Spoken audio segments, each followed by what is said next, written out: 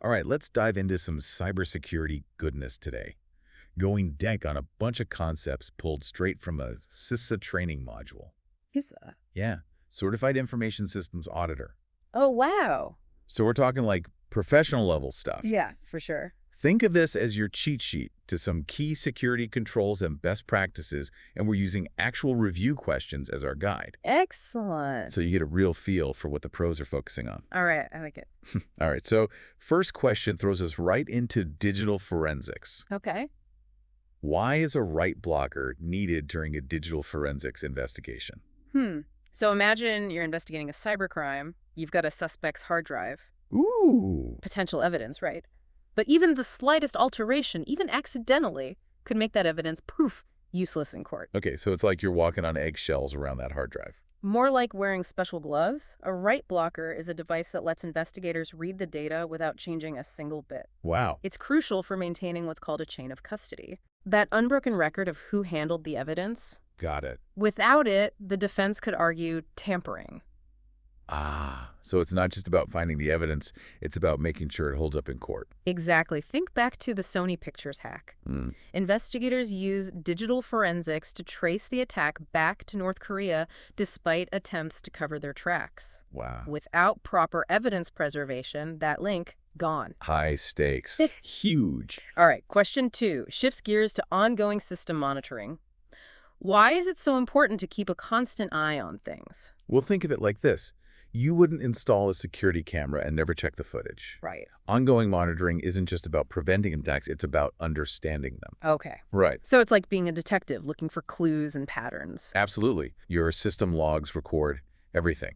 User activity, file access, network traffic, and by analyzing those logs, you can spot anomalies that might indicate an attack. Okay. Like a sudden spike in login attempts from unusual locations or data flowing out to a server in Siberia. So it's about noticing those subtle signs that something's off. Exactly. Let's say your logs show failed login attempts with slightly different usernames each time. Okay. That could be a brute force attack where someone is just hammering away trying to guess passwords. Got it. Catching it early could prevent a huge breach. All right, question number 3 puts us in the hot seat.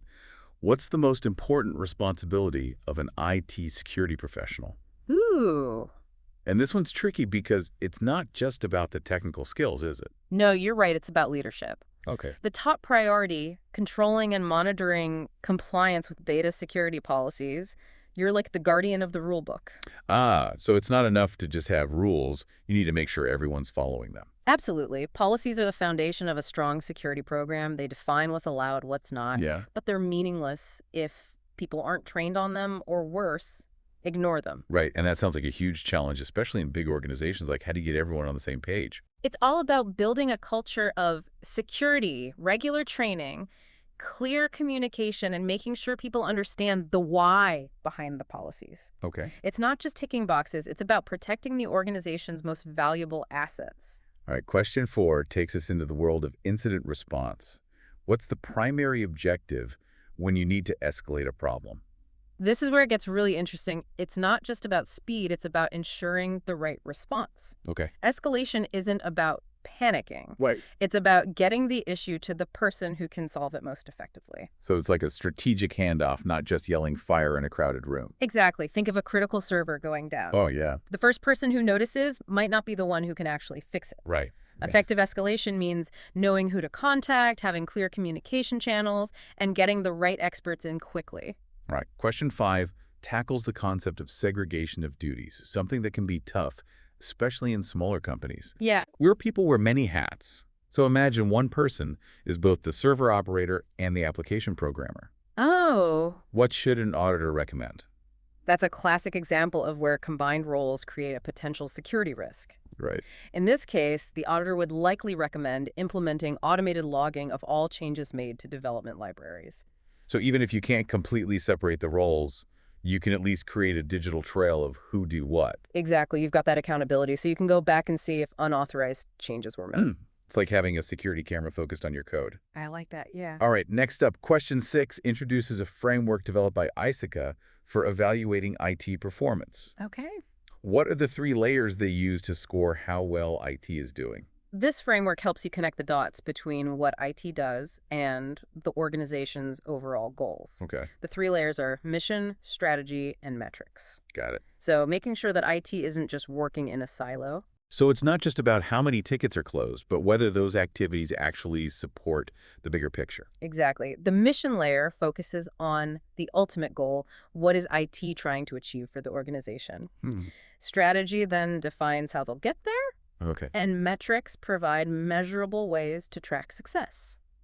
So it's a way to make sure everyone's rowing in the same direction. Precisely. And you can apply this to your own work, too. Ooh, interesting. What are your goals? How are you contributing to the team's success? This framework can help you stay focused on what really matters. All right. Question 7 takes us back to incident response, but throws in a bit of a chilling twist.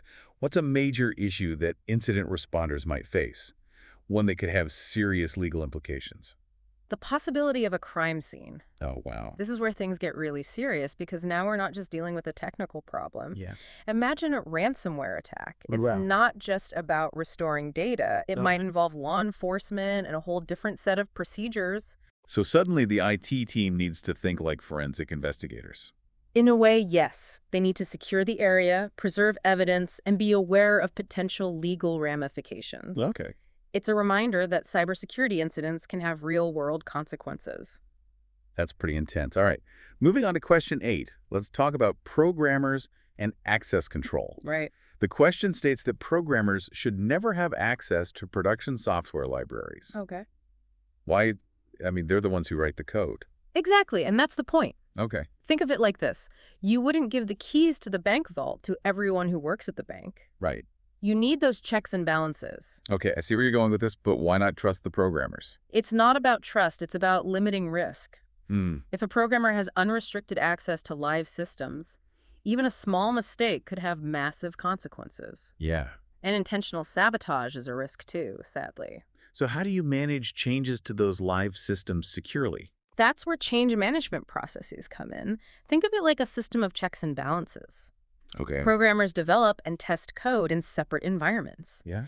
Any changes to the live system go through a rigorous approval process. Right. Multiple layers of oversight. This helps prevent those oops moments that can lead to major breaches. Makes sense. Question 9 brings us back to that tricky issue of segregation of duties, this time in automated systems. Okay.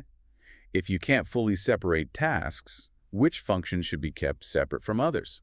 The answer might surprise you. It's reprocessing. Reprocessing. Yeah, the ability to rerun a process or transaction. Got it. Now imagine the same person who initiates a transaction can also reprocess it without oversight. Oh, I can see how that would be a problem. It's a recipe for disaster. They could potentially manipulate the system, Right. create fake transactions, or cover up mistakes. Even in automated systems, you have to consider the human factor. Yeah. Makes sense. All right. Question 10 introduces us to exception reporting, a key tool for detecting and preventing security issues. So what is it, and how does it help us stay ahead of trouble? Think of it like a smoke detector for your data. Exception reports highlight anything unusual, things that deviate from the norm. If you're used to 100 login attempts per hour and suddenly there are 10,000, that's an exception. Right. You need to pay attention. So it's about separating the signal from the noise. Exactly. It could be unusual login attempts, failed transactions, or someone accessing sensitive data at 3 a.m. Got it. These reports help prioritize investigations and focus on the most urgent issues. Okay. Let's move on to question 11, which brings up a dilemma we've all faced.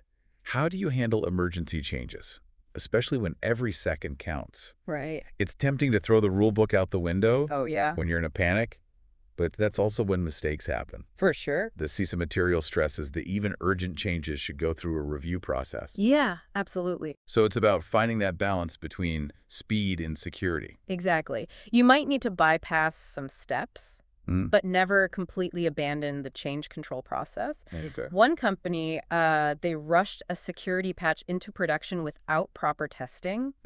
It ended up breaking a key application, costing them millions. Ouch. Good reminder that haste makes waste, especially when it comes to security. Yeah, big time. All right, question 12 addresses an often overlooked issue, asset disposal. What's one of the biggest concerns when it comes to getting rid of old devices? It's all about standing data, Okay, information that persists even after you delete files or reformat a hard drive. interesting. Think of those faint pencil marks that you can still see on a piece of paper even after you erase. Oh, I see. So even if you think you've wiped your old laptop clean, there could be sensitive data still lurking there. Got it. If that laptop ends up in the wrong hands, that data could be recovered. So what's the solution? How do you make sure the data is really gone? Data sanitization techniques are key. There are software tools that overwrite the data multiple times, or you can go for physical destruction. A good old-fashioned hammer can be quite effective. All right, question 13 focuses on a common vulnerability, maintenance login accounts.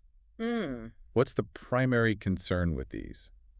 Think of it like a spare key hidden under the doormat, except everyone knows where to look. Ah, These accounts often have weak or easily guessable passwords.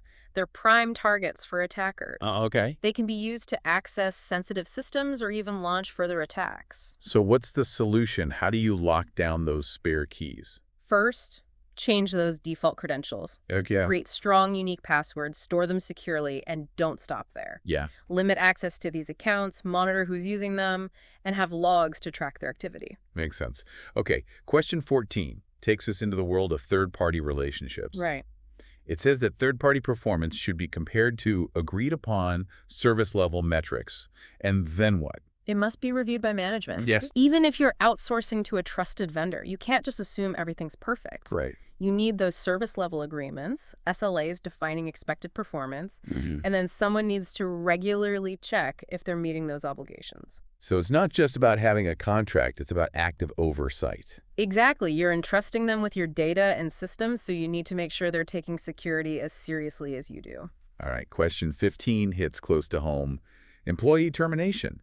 What's the most important security aspect to review when someone leaves the company? It might seem obvious, but it's often overlooked. Okay. Terminating all their login accounts immediately. Right. Those inactive accounts can become a major security vulnerability. Because even if someone leaves on good terms, there's always the risk they could be compromised later, right? Exactly. And a disgruntled ex-employee could use their old credentials to cause serious damage. Yeah. It's crucial to have a process for instantly deactivating accounts, including email, system access, anything else they had access to. Question 16 dives into permanent data destruction. What's a method that goes beyond simply deleting files to make sure data is truly gone? We're talking disk wiping, making that data unrecoverable. Deleting or reformatting a hard drive just hides the data. Right. Disk wiping overwrites it multiple times with random patterns, making it virtually impossible to retrieve. So it's like using a digital shredder. Exactly. This is crucial for sensitive data. Got it. Like financial records or medical information. You don't want that stuff coming back to haunt you. Okay, question 17 gets into the nitty-gritty of data integrity with a concept called run-to-run totals. All right. What's the purpose of this? Imagine a relay race where you're passing a baton. Okay. Run-to-run totals are like checkpoints along the way to ensure nothing gets dropped. I see. You calculate a total at each stage of a process, and if those totals match, you can be confident that data is intact. Can you give me a more concrete example of how that works? Sure. Let's say you're processing a batch of invoices. You calculate the total amount at the beginning, then after each step, like data entry or validation, you calculate it again. If the totals match at each stage, you know the data hasn't been tampered with. All right, question 18. Tackles a concept that sounds kind of creepy, hard disk slack space. Oh, yeah. What exactly is this, and why should we care? Think of it like the space between packed boxes in a moving van. Okay. When you save a file, the operating system allocates a certain amount of space. But the file might not use all of it, leaving leftover space, slack space. And what's lurking in that leftover space? Potentially remnants of old files you thought were gone. Oh, wow. Deleting a file doesn't erase the data, it just makes it harder to find. Right. Someone with the right tools could recover data from slack space. So it's like a digital attic where old stuff is just piled up. Exactly. It's something to be aware of, especially if you're dealing with sensitive data. You can use tools to securely erase slack space or encrypt your data to prevent prying eyes. Okay, let's revisit service level agreements with question 19. Okay. It stresses that SLAs should be aligned with actual business needs. Why is this so important? SLAs shouldn't be just technical jargon. Right. They need to reflect the real-world needs of the organization. Hmm. An SLA might guarantee 99.99% uptime for a system, Yeah. but if that system isn't essential to the business, that guarantee is meaningless. So it's about making sure the tech stuff actually translates into value for the company. Exactly. It requires collaboration between IT, business units, legal, to make sure everyone is on the same page. Question 20 throws us a bit of a curveball. It asks us to define an applet versus a servlet. What's the difference between these two software terms? Think about where the code actually runs. Okay. An applet is a small program that runs on the user's computer, like those interactive widgets you see on websites. Uh-huh. Servlets, on the other hand, run on the server and handle requests from clients. So applets are client-side and servlets are server-side. Precisely. This might seem like a technical detail, but it has big security implications. Okay. If an attacker compromises a server-side servlet, they could gain control of an entire web application. All right, makes sense. On to question 21, which takes us into the specialized realm of forensic backups. What kind of backup is preferred for investigations and why? It's called a bitstream image backup, and it's like taking a perfect snapshot of a hard drive. Okay. It copies everything, the data, the file system, even unused space. Wow. This creates an exact replica for analysis without tampering with the original evidence. So it's like having a tamper-proof copy of the crime scene. Exactly. Crucial for investigations because any changes made to the image won't affect the original drive. It's all about preserving the integrity of that evidence. All right, question 22 brings us back to standing data. What's the key takeaway here? Standing data, that constantly updated information like customer databases, it's both essential for operations and a major security challenge. Okay. It's a prime target for attackers because it's always live. So you need extra protection for data that's always in motion. Absolutely. Think strong access controls, encryption, regular backups to minimize the risk. Okay, question 23 introduces the concept of compensating controls. What are these and why are they important? They're your backup plan when you can't achieve perfect segregation of duties. Think mandatory vacations, job rotation, reconciliation of records, supervisory review. These all help reduce risk by adding layers of oversight. So it's like having a safety net for those situations where you can't completely separate tasks. Exactly. Compensating controls are often more practical and cost-effective than trying to completely restructure roles, especially in smaller environments. Question 24 dives into input authorization controls. What's the key idea here? It's about making sure the data entering the system is accurate and authorized, Okay. not just controlling who has access. Got it. Think signatures on source documents, sequence numbers to ensure things are processed in order, and management review to catch errors. So it's about verifying the data itself before it even gets into the system. Exactly. Input authorization is like that first line of defense against bad data poisoning your systems. Makes sense. All right, back to our cybersecurity deep dive with question 25, which tackles a challenge that can feel like trying to drink from a fire hose. Log management, what's likely to be the biggest issue here?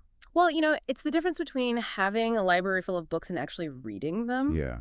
The CISA material really highlights that just collecting logs, it's not enough. Right. You need to analyze them, respond to what you find, and use that knowledge to strengthen your security. So it's not just about hoarding data, it's about turning it into actionable insights. Exactly. Logs are like a treasure map, but you need the right tools and skills to decipher them. Okay. They can reveal who accessed what, when, and from where, helping you detect suspicious activity, find the root cause of incidents, even predict future attacks. I imagine that can be really overwhelming, especially for larger organizations that are just drowning in log data. Oh, absolutely. You need the right tools to filter, correlate, and make sense of that mountain of information. Yeah. And of course, skilled analysts who can actually spot those subtle clues hidden within the data. Right. Log management, it's not a set it and forget it solution. It requires, ongoing attention and expertise. Okay, let's switch gears for a moment and talk about something that's often overlooked when we focus on the digital world. Physical security. Yeah. Our source material doesn't have a specific question about this, but it's such a critical piece of the puzzle, right? Absolutely. You can have the strongest cybersecurity defenses in the world, but if someone can just walk into your server room and plug in a USB drive, game over. Right. It's like having a high-tech alarm system but leaving the front door wide open. Exactly. Physical security includes everything from basic locks and security cameras to advanced biometric access controls. Hmm. Intrusion detection systems, you need to protect your assets in the real world just as diligently as you protect them in the digital realm. And it's not just about keeping bad guys out, is it?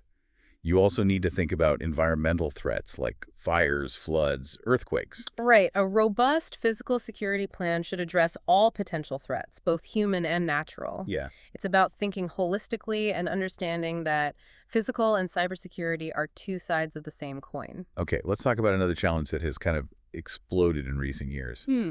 Mobile device security. Mm. With so many people working remotely and using personal devices for work, how do you keep that data safe? Yeah, it's like suddenly having a million tiny doorways into your network, each with its own potential vulnerabilities. Right. You need to establish clear policies outlining what devices are allowed, what apps can be installed, how data can be accessed and stored. So it's about setting clear boundaries right from the start. Exactly. And then, of course, you have to enforce those policies. Yeah. This might involve using mobile device management software, MDM, Right. to remotely monitor and control devices, implement multi-factor authentication to protect access to sensitive data, and, most importantly, educating employees about the risks of using mobile devices for work. It's about striking that balance between enabling productivity and keeping things locked down. Yeah, for sure. Speaking of education, let's talk about something that's near and dear to my heart. Security awareness training. Ah, yes, the human firewall. Yeah. The most unpredictable element in any security system. You can have the best technology in the world, but if your employees fall for a phishing scam or use password 123, you're in trouble. It's true. Security awareness training is about empowering people to be that first line of defense. Yeah. It's about teaching them how to identify threats, create strong passwords, report suspicious activity, and really understand their role in protecting the organization's data. And it's not just about one boring training session a year, right? No, definitely not. It needs to be an ongoing process, regular reminders, engaging content, Right. real-world examples that make it relevant to their daily work. Make it fun, make it memorable, maybe even a little bit scary to drive the point home. Yeah, I like it. Okay, let's shift gears and talk about a topic that's been making headlines and sparking both excitement and concern. Artificial intelligence, AI. Oh, this is fascinating. AI is transforming so many fields. Yeah. And cybersecurity is no exception. Think of it as a double-edged sword. Okay. AI can be this incredibly powerful tool for defenders, helping to automate threat detection, analyze massive amounts of data, even anticipate attack. So it's like having a superpowered security analyst working around the clock. Exactly. But here's the catch. No. AI can also be weaponized by attackers. Right. It can help them craft more sophisticated attacks, bypass traditional defenses, Right. even create those convincing deepfakes for social engineering and spreading misinformation. It's like we're entering a whole new era of cybersecurity warfare where the battlefield is constantly shifting. You've hit the nail on the head. Both sides are constantly trying to outmaneuver each other. Yeah. Defenders need to embrace AI tools, but also be very aware of their vulnerabilities. Right. We're going to need, a whole new level of collaboration, innovation, and adaptability to stay ahead of the game. Okay, let's talk about another game changer. The cloud.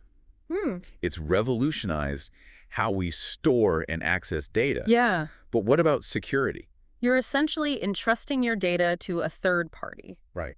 While cloud providers invest heavily in security, you can't just assume everything's taken care of. It's Right. a shared responsibility model. So it's like moving into a secure apartment building, but you still need to lock your own door. Exactly. You need to understand how your data is stored, who has access to it, what security controls are in place. Okay. And you should take your own precautions, like encrypting sensitive data, strong passwords, multi-factor authentication. So it's about being proactive and understanding those shared responsibilities. Absolutely. Now, let's talk about a topic that's been generating a lot of discussion and debate.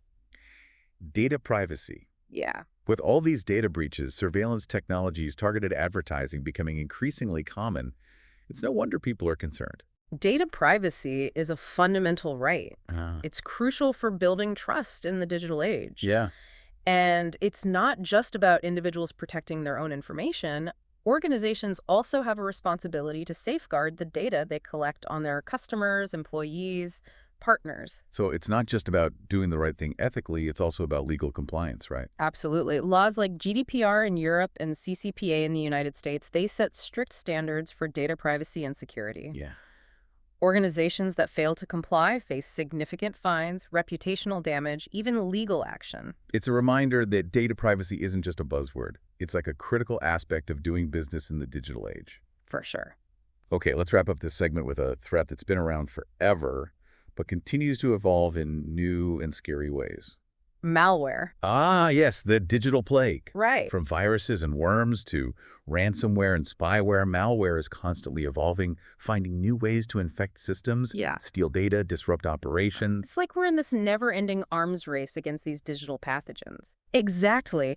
And the battle requires a multi-layered defense. Okay. Think strong antivirus software, regular security updates, Hmm. robust firewalls, and most importantly, user education to prevent social engineering attacks. Because so many attacks rely on tricking people into clicking on those malicious links or giving up their passwords. Precisely. Education is key. Empowering users to be vigilant, recognize potential threats. That's one of the most effective ways to combat malware. We've covered a lot of ground in this segment, from the practicalities of log management and physical security to the ever-evolving challenges of AI, cloud security, data privacy, and those pesky malware threats. It's a complex landscape and it's constantly changing. Yeah. But by staying informed, being proactive, and understanding the shared responsibility we all have in protecting our digital lives, I think we can navigate this ever-evolving world more safely. Great insights. Let's take a quick break and then come back for our final segment where we'll wrap up our cybersecurity deep dive and leave you with some final thoughts. And we are back for the final stretch of our cybersecurity deep dive. Time flies when you're having fun securing systems and data, right? That's right. You ready to wrap up this CISA crash course? Let's do it. I think we've given our listeners a pretty solid foundation to build on. Okay, for our last sprint, let's talk about a topic that's been making waves and raising eyebrows. Blockchain technology. Blockchain, yeah. It's super fascinating because it offers a new way to think about data security. It's a decentralized and distributed ledger, meaning the data isn't stored in one central location, but spread across a network of computers. So it's like a digital file that's chopped up and distributed all over the place, makes it much harder to steal or tamper with. Exactly. Each block of data is linked to the previous one, creating this immutable chain. It's really cool. And this makes blockchain incredibly secure and transparent, which is why it's being used for everything from cryptocurrencies to supply chain management, even voting systems. Wow, that's a lot of potential. But are there any security risks associated with blockchain? Of course, while the blockchain itself is very secure, the applications built on top of it can be vulnerable. Right. And there's always the risk of human error, like, losing your private keys or falling victim to phishing scams targeting cryptocurrency wallets. So it's not a silver bullet, but a powerful tool that needs to be used wisely and with the right security measures in place. Exactly. Okay, let's shift gears and talk about a topic that's been a hot-button issue for years. Government surveillance and its impact on cybersecurity. Yeah, this is where things get a bit tricky. Governments often argue that surveillance is necessary for national security and fighting terrorism. Right. But it raises these serious concerns about privacy and civil liberties. Yeah. And it can impact cybersecurity in a number of ways. For example, if governments are exploiting vulnerabilities to conduct surveillance, couldn't those same vulnerabilities be exploited by criminals or other bad actors? Exactly. And the very tools used for surveillance can also be used to suppress dissent or target individuals unfairly. It's a tough one, finding that balance between security and freedom.